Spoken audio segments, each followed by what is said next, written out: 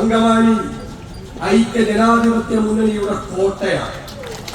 ഇവിടെ എന്തെല്ലാം പ്രഖ്യാപനങ്ങൾ നടത്തി ഈ കഴിഞ്ഞ 10 വർഷത്തിനിടയിൽ 2016 അങ്കമാലി ഉൾപ്പെടെ 17 ബൈപ്പാസുകൾ കേരളത്തിൽ പ്രഖ്യാപിച്ചു. കിഫ്ബി 17 ബൈപ്പാസുകൾ. MLA കാരണം അങ്കമാലിയിൽ ബൈപ്പാസ് വന്നിരുന്നതാണ്. ഞാൻ നിങ്ങളെ വെല്ലുവിളിക്കുന്നു, CPM-കാരെ, മുഖ്യമന്ത്രി ഉൾപ്പെടെ ഈ 17 ബൈപ്പാസ് 2016 പ്രഖ്യാപിച്ചിട്ട് കേരളത്തിൽ എവിടെയെങ്കിലും ബൈപ്പാസ് തുടങ്ങിയില്ല. ഒടുക്കത്തെ പ്രഖ്യാപനം മാത്രമേ ഉള്ളൂ. പിന്നെ പറഞ്ഞല്ലോ, നമ്മുടെ അങ്കമാലി കുണ്ടന്നൂർ ബൈപ്പാസ് പ്രഖ്യാപിച്ചില്ലേ? 1 സെന്റ് സ്ഥലം കിട്ടും. 1 സെന്റ് സ്ഥലം എടുത്തോ. MLA ആണോ സ്ഥലം എടുക്കുന്നത്? കുണ്ടന്നൂര് പോയി സ്ഥലം എടുക്കുന്നത് MLA ആണോ? അങ്കമാലി സ്ഥലം എടുക്കുന്നത് MLA ആണോ? MP ആണോ? ആണോ? ചേട്ടൻ പാർലമെന്റിൽ അവതരിപ്പിച്ചു, റോജി അസംബ്ലിയിൽ അവതരിപ്പിച്ചു. അവർക്കതല്ലേ പറ്റുള്ളൂ. 1 സെന്റ് ഭൂമി ഇപ്പൊ ഗിഫ്റ്റ് സിറ്റി അയ്യമ്പുഴ 850 കോടി രൂപ ഒന്നും എടുത്തിട്ടില്ലല്ലോ. ഭൂമി 1 സ്ഥലം എടുത്തിട്ടില്ല. 3ാമത്തെ ഫേസ് എന്താണ്? ആലുവയിൽ നിന്ന് അങ്കമാലിയിലേക്ക് വല്ലതും ചെയ്തോ? അപ്പൊ അങ്കമാലിക്കാരെ തന്നെ ഈ 10 കൊല്ലത്തിനിടയിൽ എത്ര പ്രാവശ്യം പറ്റിച്ചു? നിങ്ങളെ ആരും പറ്റിക്കാൻ പറ്റാത്ത ആളാണ്. അത്ര മോശക്കാരല്ല. നിങ്ങളെ പറ്റിക്കണമെങ്കിൽ ആളുകളെ പറ്റിക്കാൻ പറ്റാത്ത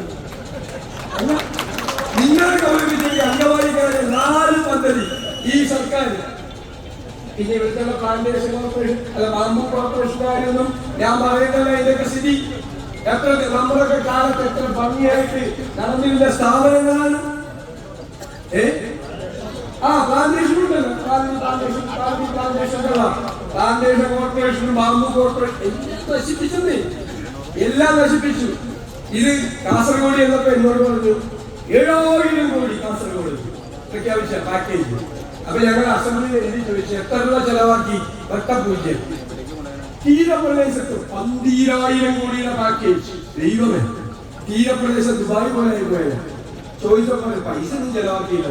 അപ്പൊ ഞാൻ കഴിഞ്ഞ ദിവസം ധനകാര്യ മന്ത്രിയോട് പറഞ്ഞു, ഇതിന് 7000 കോടിയൊക്കെ പ്രഖ്യാപിക്കണം, ഒരു 20000 കോടി പ്രഖ്യാപിക്കും. എന്തായാലും ചെലവാക്കാൻ പോലല്ലോ, വെറുതെ പ്രഖ്യാപിച്ചാൽ മതിയല്ലോ.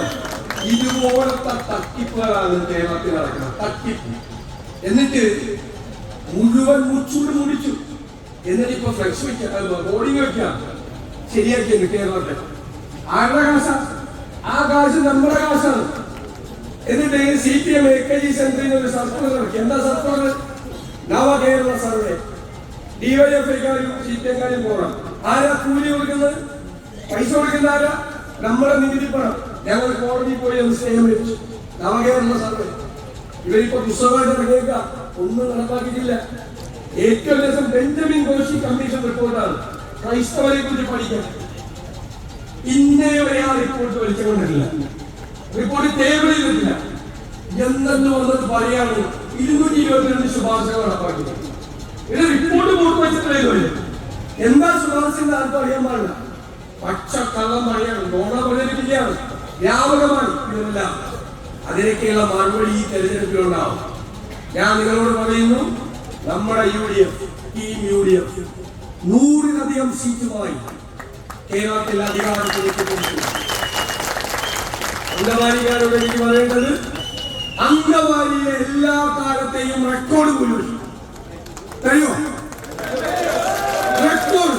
ഇതുവരെ അങ്കമാലിയിൽ ഉണ്ടാകാത്ത ഏറ്റവും വലിയ ഭൂരിപക്ഷം. ഉറപ്പാണ്.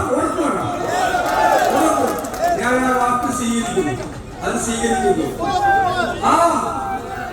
അത് അപ്പുറത്തേക്ക് പോയത് കുഴപ്പമില്ല. അത് ഇതിനേക്കാൾ നല്ല ഒരു ജനപ്രതിനിധിയെ നോക്കിയിട്ടാണ് കൂടെയുണ്ട്. കൂടെയുള്ള ജനപ്രതിനിധി ഞാൻ ഒറ്റ വാക്കാണ് റെക്കോർഡായിരിക്കും. അത് നിങ്ങളുടെ വാക്ക് ഞാൻ ഹൃദയത്തിൽ സ്വീകരിച്ചുകൊണ്ട് നിങ്ങൾ ഈ നട്ടുച്ചയ്ക്ക് പൊഴിയുന്ന വെയിലത്ത് നിങ്ങൾ നൽകിയ സ്വീകരണത്തിന് നന്ദി പറയാൻ വാക്കുകളില്ലാതെ